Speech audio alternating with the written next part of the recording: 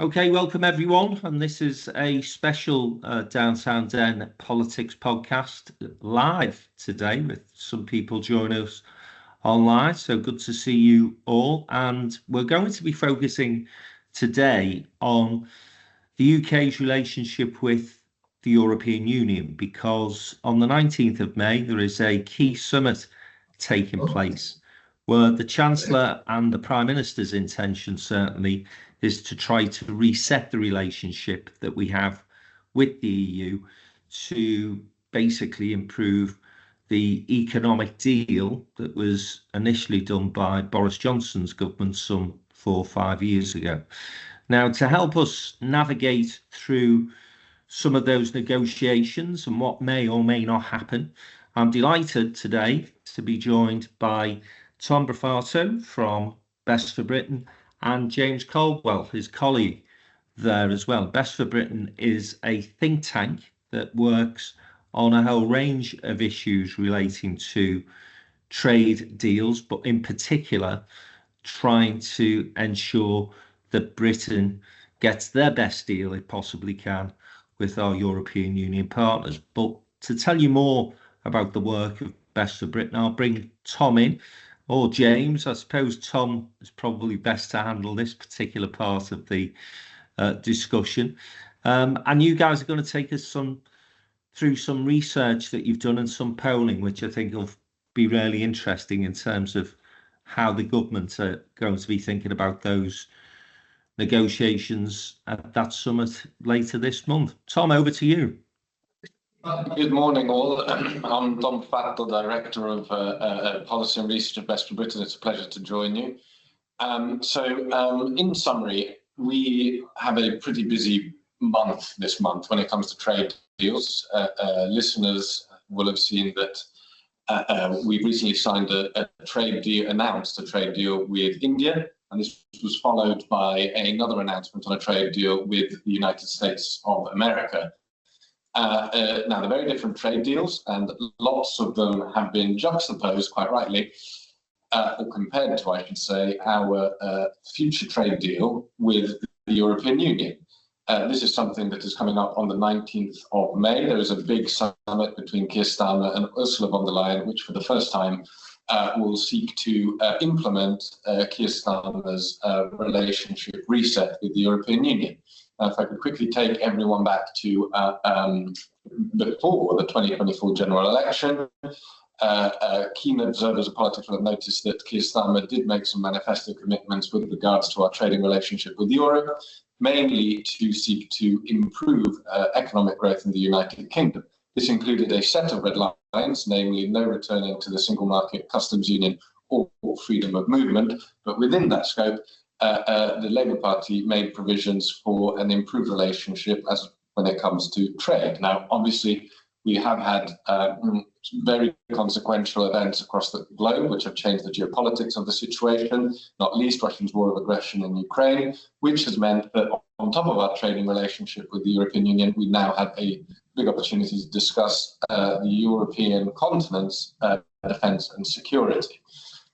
So, when it comes to the 19th of May summit, what we are expecting is some progress and significant progress on our defence and security relationship with Europe. This may or may not come in the guise of a memorandum of understanding or a fully fledged defence and security pact. This would, in theory, if all goes well, because obviously these negotiations will go down to the line, would enable us to access 150 billion euros worth of defence funding, which the European Commission has made available to member states and third countries, such as the United Kingdom, when they have a defence and security pact with the European Union. However, at Best for Britain, we have been monitoring closely the relationship with the European Union for the main purpose of trying to help drive that economic growth. And we know from a significant econometric study, which we partnered with Frontier Economics on. Frontier Economics is a highly reputable econometrics modelling agency that does a lot of work for government and third sector clients such as ourselves. And we asked them to effectively model what impact, if any, a closer trading relationship with Europe would have on the UK economy. Now, obviously, that's a very broad question to ask. So when it came to the specifics, we asked them to look at, well, if we were to improve our trade in goods only, leaving services out of the relationship, and indeed improve our trade in goods and services together, well, if you could tell us what that would mean in terms of the hard economics of the UK. And what we found was that by improving trade in goods, we have the possibility of boosting the UK's GDP by 1.5% in the long run. So for those of you who have been keeping a keen eye on the UK economy, you will remember that the Office for Budget Responsibility predicted a 4% reduction in GDP growth as a result of the UK leaving the single market. So 1.5% GDP growth through a closer trading relationship on goods would amount to roughly us clawing back a third of the economic hit that we took as a consequence of Boris Johnson's Brexit deal. What we also found is that if we have a closer alignment in both goods and services, we can boost that growth to up to 2.2% GDP in the long run. So again, that would mean we'd be able to claw back roughly half of the economic hit that we had as a consequence of Brexit. Now, this obviously is excluding the effect of Trump's tariffs. However, we did ask Frontier to look at what would happen in the event of Trump's tariffs coming in. And what we found is that even then, a closer relationship, particularly across goods and services, is able to completely offset the effect of Trump's tariffs on the UK economy. And at the same time, it can reduce the impact of Trump's tariffs on the EU economy by roughly a third, meaning that there's a good incentive for both the UK government and the EU government to carry such negotiations out. On the specifics, on the 19th of May, we'll be particularly looking at any deal with regards to sanitary and phytosanitary arrangements. So these are the things that govern the quality and health of plant and food products, whether that's animal feed, whether that is actual food for us, and any market harmonization, i.e. aligning the rules that govern SPS sanitary phytosanitary measures in the UK with the European Union's one. We'll be looking very keenly for any announcements on the future negotiation of a youth mobility visa scheme between the UK and the EU, and the details surrounding that, whether it is capped, whether it is uncapped, and for how long young people under the age of 30 are allowed to work either in the EU or the UK. And last but perhaps not least, we'll be looking at whether or not we have reached any agreement on a future negotiation concerning our environmental trading system and carbon border adjustment taxes. Because keeping the UK and EU aligned across these two would effectively save British companies a lot of money and actually help us towards that transition to net zero. And I should also add that recently we have seen increasing speculation in the papers about a political declaration or some sort of communique off the back of the May 19 summit, which may or may not include more detailed policies, which are actually the ones that may grow the UK economy the most. We're talking about something called conformity assessments, whether that is the UK CA mark or the CE mark, which you have seen on lots of your products, which demonstrate the conformity and safety of various products across a different number of sectors, as well as anything as regards to touring artists, which we think may become increasingly important in any future summit, potentially around May 2026, which would coincide with the review of Boris Johnson's Brexit deal. And the only last point I'd like to make is that when it comes to our trading relationship with Europe, we have found that this alignment in goods has an incredibly redistributed effect when it comes to the UK economy, in the sense that it boosts the GVA of regions specifically outside of London and the South East, the ones that are more heavily involved in the industrial sector, such as the Midlands, the North East and Yorkshire, these are the regions that see the greatest benefit from that closer relationship. And I'll hand over to James to briefly discuss on the topic. Thank you, Tom. And so if Tom has just described the economic case for closer alignment, I'll briefly talk about what we can describe as the political case for closer alignment. And this year, Best for Britain has commissioned a series of polls via YouGov that I'm sure all of you will have heard of and be familiar with. Just to run through some of the headline findings. Firstly, we can look at some publicly available polling. YouGov, since Brexit, has run a regular Brexit tracker to take the temperature of where the country is on Brexit. And the most recent version of that tracker, where they run through a series of options for what the UK's relationship with the European Union could be, ranging from everything from rejoining the European Union right the way through to having a looser relationship with the European Union. And by going through these different options, it's possible to track where the country as a whole is. And what that polling found most recently at the start of this year is that the most popular option is for Britain to have a closer relationship with the European Union without rejoining the EU, the single market, or the customs union. So that's in line with both the government's red lines and the position that Best for Britain has been arguing for. And you can go into a little bit more detail of these options and break the results down by party political voting preference. And as you might expect, the two, you could call them the two extreme options, which are not on the table at the moment, which is both Britain rejoining the European Union and having a looser relationship, though that those options do polarise according to party political preference. Liberal Democrats and Labour voters are very strongly in favour of rejoining and very strongly opposed to loosening ties. Reform voters are quite strongly opposed to rejoining the European Union and are more favourable to loosening ties. But the sweet spot for all party voters of all parties is this option that we've been advocating for, which is a closer relationship without rejoining the single market or the customs union. And so Best for Britain ourselves, we've commissioned some very extensive polling from YouGov this year based on a sample size of 15,000, and that's a large enough sample for us to conduct some MRP analysis, which gives us constituency level data. And the first question we asked this large sample of voters is about where the government should prioritise its trade. And by a margin of more than 2 to 1, people preferred the EU above the United States.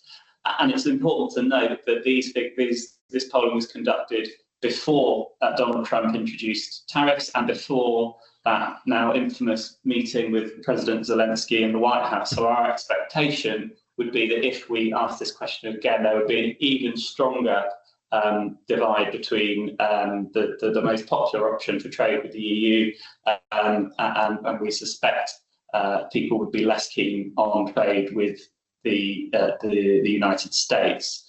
So then moving on, we asked people a series of options of what they would be prepared to put up with, if you like, in exchange for a closer trading relationship with the EU, and 41% of respondents said they would be in favour of closer alignment.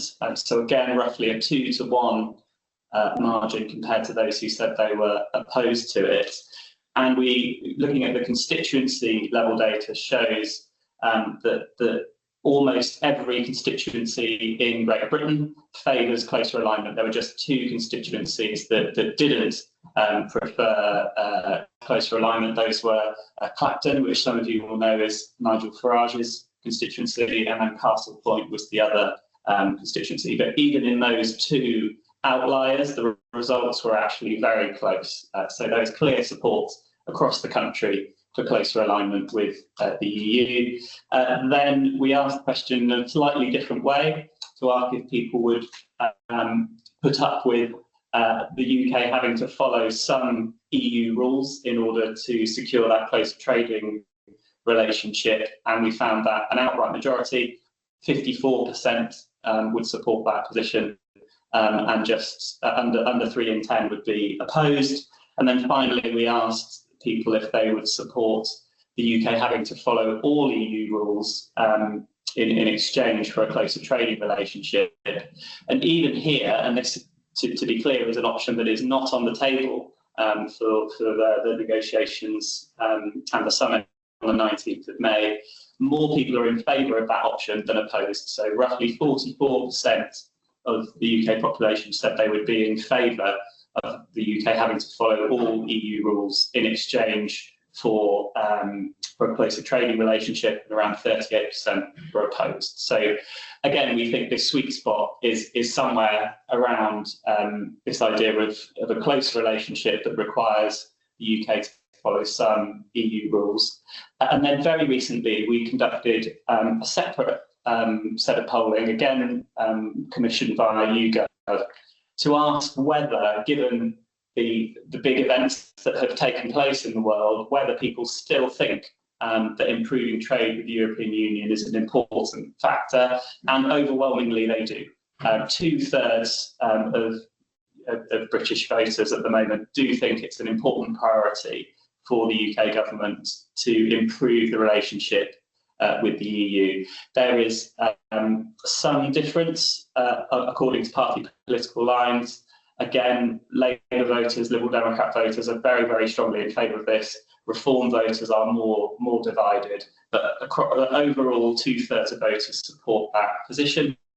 We also asked people how important they think this is. So we asked them about the degree of urgency with which they hold this position. And again, we found that 2/3 of GB voters consider it to be an urgent issue. And just worth noting that Labour's voting coalition on this question is even more preoccupied with this issue than the population as a whole.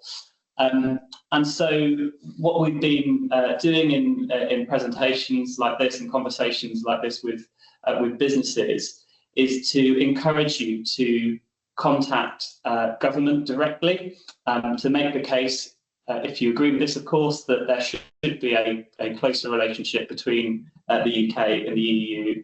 And we have a web page that's made it very straightforward if you want to do that. It's called a Common Sense Deal. So you can visit commonsensedeal.com, and we have a very straightforward, easy to use tool that allows you to send a letter directly to the Cabinet Office and to Nick Thomas-Symonds. He's the Minister in charge of EU relations, to make the case for why you want him to be as ambitious as possible at the summit that's taking place in a week's time. Okay, thanks guys. That was a very whistle-stop tour of what was a lot of information that you've had to impart there. So thank you for that. Can I just kick off with a couple of questions? In terms of the reference you made, Tom, to the GVA of regions being impacted more positively through this sort of trade deal that you're talking about potentially is available to the government. Can you just explain what would that mean to the Northwest and the West Midlands in particular? Yes, well, broadly speaking, it means jobs, and it means economic growth. It means more companies investing, and all the rest of it, which comes with positive economic outlooks for any region. What the study has found, interestingly, is that in the case of Donald Trump's tariffs being applied, we can roughly, but with that, if we keep the relationship with the European Union the same, but we look at what Donald Trump's tariffs would do in that scenario, what we find is, for example, that the Midlands roughly suffer a reduction of about between 20 and 30% GVA in 1 year.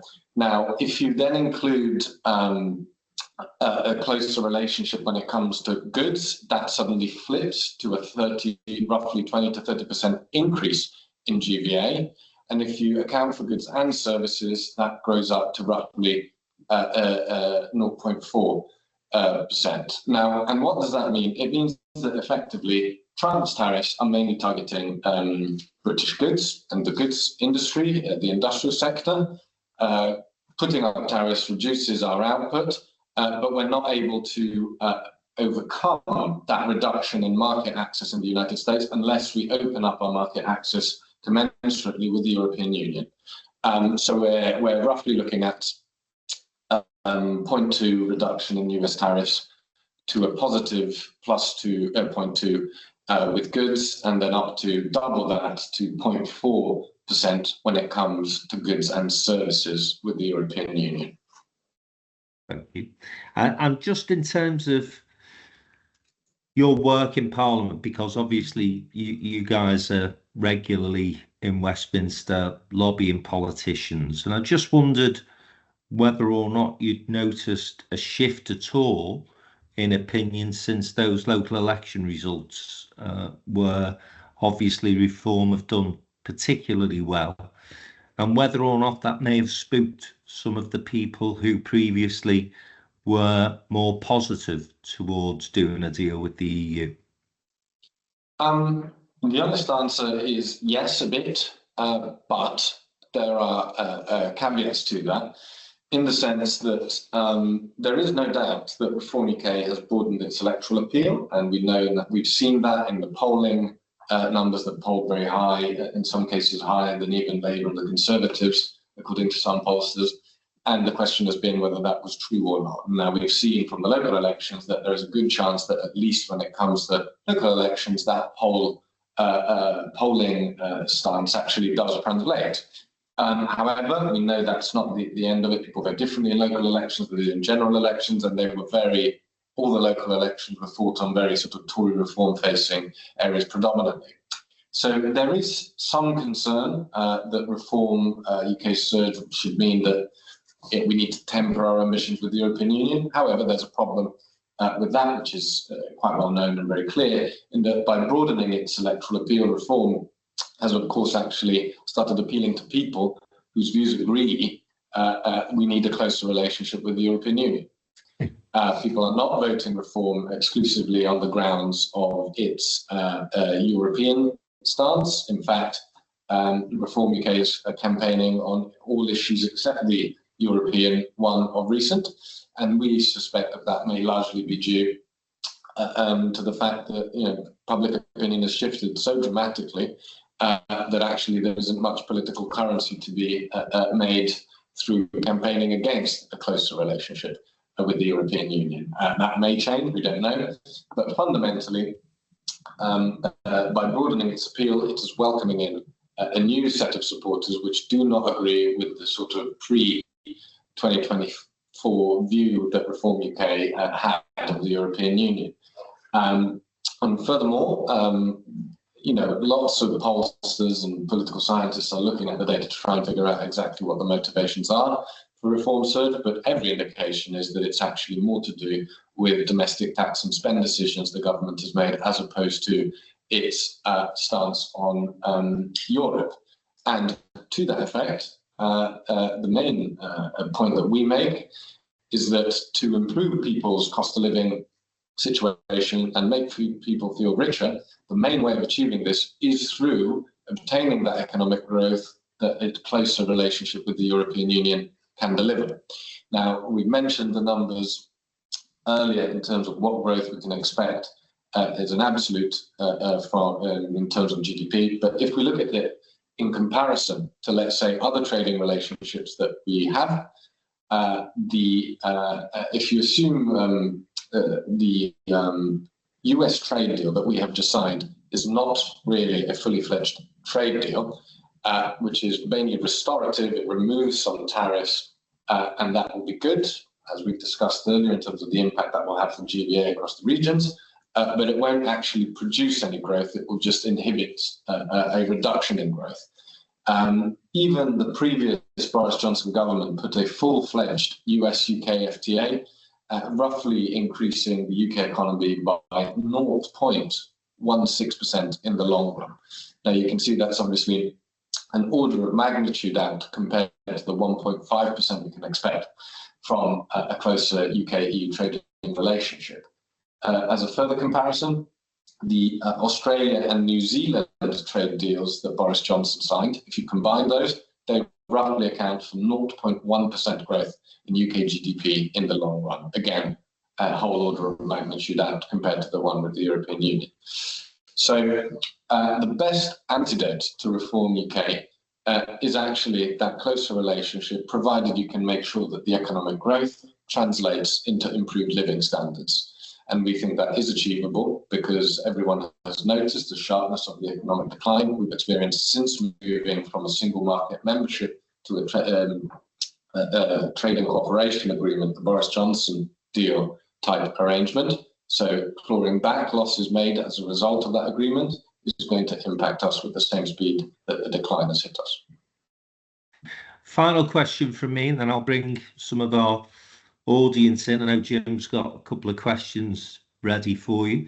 One of the big problems, facing business is shortages of skills. And again, when you look at some of the government's ambitions, particularly around areas like construction, then if they are to get anywhere near meeting their target for 1.5 million homes, I fail to see how we can do that without importing labour into the UK. But again, if you listen to the commentary over the weekend and the announcement that Keir Starmer has made today, obviously in terms of crackdown on immigration numbers, I wonder, Tom, is there a way of them squaring that circle? Is there a way in which we could continue to import the people we need and still meet that commitment in terms of the immigration targets the government are now setting? What a great question, and how timely, given the Home Secretary's announcement on Sunday and Keir Starmer's speech today. Look, I think it's important with this type of conversation to start from the beginning, and that is the beginning is how used to the UK system was to benefiting from the freedom of movement of citizens with the European Union.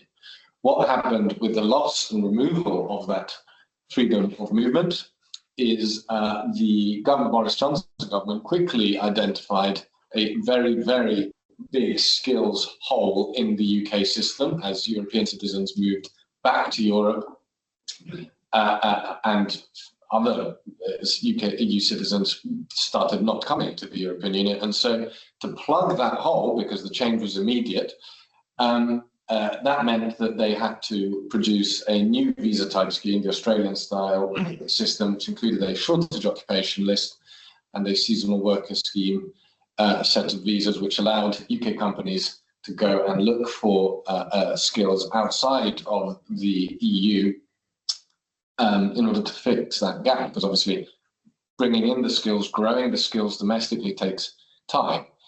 What that did, this change of system from freedom of movement to the shortage occupation list and seasonal worker scheme visas, is that it created a massive spike in immigration as companies went and sourced the skills that they now lacked from countries outside of the European Union. That, in the care sector particularly, which is the one that the Home Secretary has been targeting, did include something called red list countries, where technically speaking we shouldn't be sourcing health and social care staff from, on the grounds that those countries need them themselves. So effectively, all of this discussion has been various governments trying to manage the hit that we've taken as a consequence of losing free movement.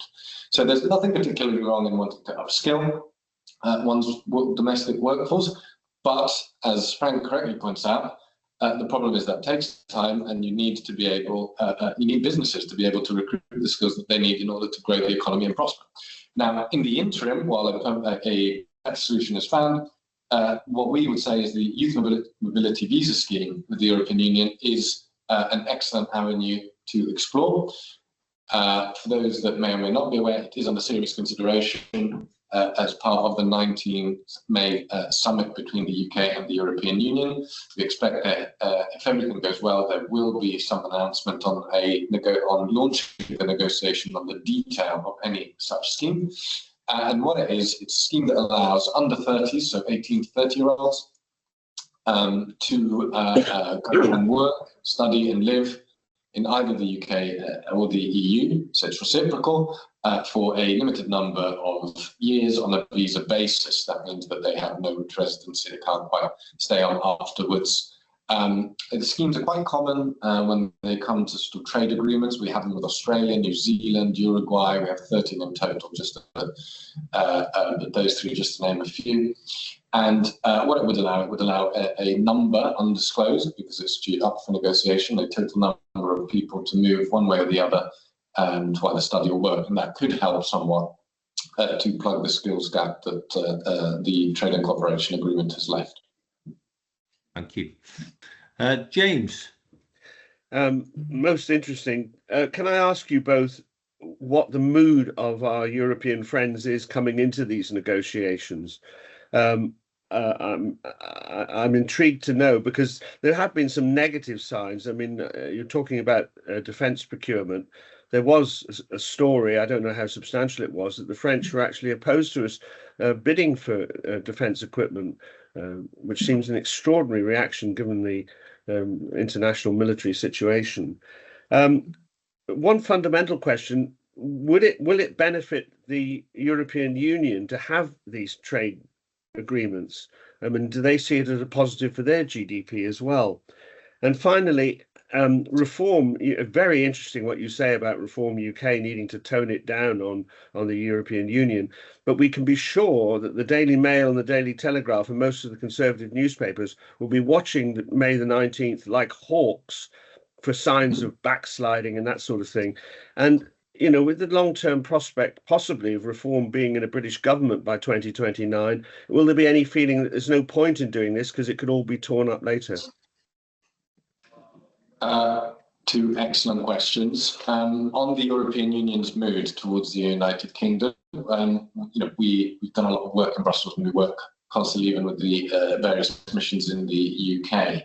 Now, I think it's important to note that a number of things. First of all, the EU is a huge organism with many different parts to it. We have to consider each of the views of the different parts, I think, in isolation until they have agreed a full-blown mandate for the negotiations, which they do not yet have. So that's the first point. The European Commission doesn't have a full mandate for any negotiation with the UK yet, because it will have to go and get that signed off by the member states in order to do so. Now, we don't expect that to happen until later in the year, once we have seen the contents of the UK-EU summit on the 19th of May. On the stories regarding France pushing back on access to the funds, the defence funds that you mentioned, yes, that is correct. We do understand that different member states have different priorities of their own.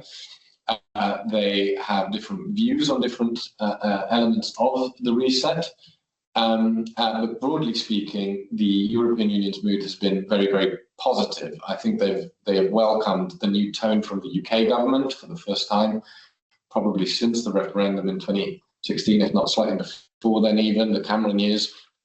They are now dealing with a government which at least is stating publicly that it has an ambition for a better and closer trading relationship with them. But then, there'll be obviously the various interests of each member state will persist irrespective of the mood, and that's probably where we're seeing the stories that you mentioned. Not least, of course, to mention that there is a pretty significant election happening in France in 2027, and I am under no doubt that might be shaping opinions, as elections often do. And on the Daily Mail front pages, yeah, it's a fair point. Look, trade is actually very complicated. It always has been, and I think you could take as an example what happened with the write-ups of the somewhat muted UK-India trade deal, which comparatively will not be as dominant on the economics as the EU one would be. We haven't even seen all the detail. We've just seen an outline of what has been agreed, and now the lawyers, the Indian and British lawyers, will go away and try and hammer those out before a full published document is produced. But yeah, it shows that it's fragile and it can get complicated, and there's always a balancing act of different sectors of the economy, benefits and drawbacks of different elements of it. And of course, the EU relationship is far-reaching, so there always is a risk of the Daily Mail and the Express, people are generally opposed to closer relations with the European Union having a field day as a consequence. However, there is one thing that is working to everyone's benefit here, is that this is where I guess the red lines actually come in handy, because we're not actually changing the fundamentals of the trade and cooperation agreement. The objective here is to try and extract as much economic gain from the existing structure that we have in place as is possible. However, I'm sure that won't please everyone, but I do repeat that Nigel Farage and Reform UK have been extremely absent from the debate on EU relations, and we know from our polling that is in part because for the first time we see that some of the proposals that are being put forward now actually split their vote base. So if you think back to the 2020 election, Boris Johnson's Get Brexit Done election, what we found is that the sort of coalition that was Eurosceptic was united, and the coalition that was more pro-European was slightly more divided. Now the tables are actually quite turned, almost completely turned, in that the sort of pro-European vote is largely supportive, if not wanting a slightly more ambitious approach from the UK government, whereas the more Eurosceptic voter base, split between Reform UK and the Conservative, tends to be split on various of the topics that we discussed, for example, youth mobility, and even the benefits of trade with the European Union actually causes a split in their voter base, which potentially, if they're looking at the same polling that we are, might explain their relative silence on the issue. How that plays out in the future, we'll see, but we're moderately confident that actually the economics are going to drive this. People will see the benefit of a close economic relationship with Europe, and provided they feel the benefits in their pocket for the next election, then they're going to welcome this. Thank you. And Jim, just to add very quickly, the points around the economic benefits of closer alignment to the European Union. Will there be benefits? Yes, there will. And Frontier Economics, the study which Tom took us through earlier, did model for what the benefits for the European Union side would be. And in monetary terms, the benefits are roughly equal for the UK and the EU. Close alignment on goods is worth roughly $20 billion in exports for both sides on an annual basis. And going further, the close alignment with goods and services is worth in the region of roughly $30 billion in exports for each side. As a proportion of GDP, of course, that's worth much more to the UK than it is to the European Union, because the European Union, of course, is much, much larger than the UK economy. But in monetary terms, the benefits are roughly equal. Thank you very much. Thank you. Okay, any other questions?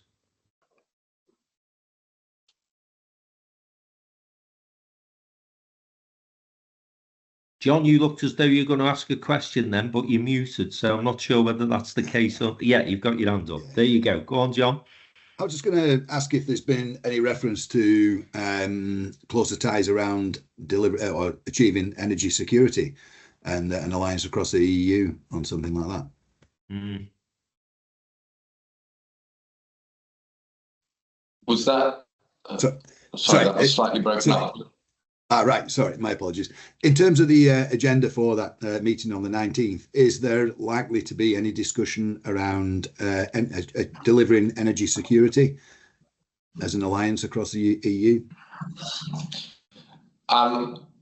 Potentially, I think is the short answer. The focus as far as what has been briefed publicly today is surrounding the linking of the emissions trading schemes in the UK and the European Union, which would then lead to the ability to align the carbon border adjustment mechanisms. Now, that is obviously does, I guess, fall under the energy security remit, and those are the more advanced parts of the conversation, but there always has been a piece on energy trading systems more broadly, linking of the grids, etc.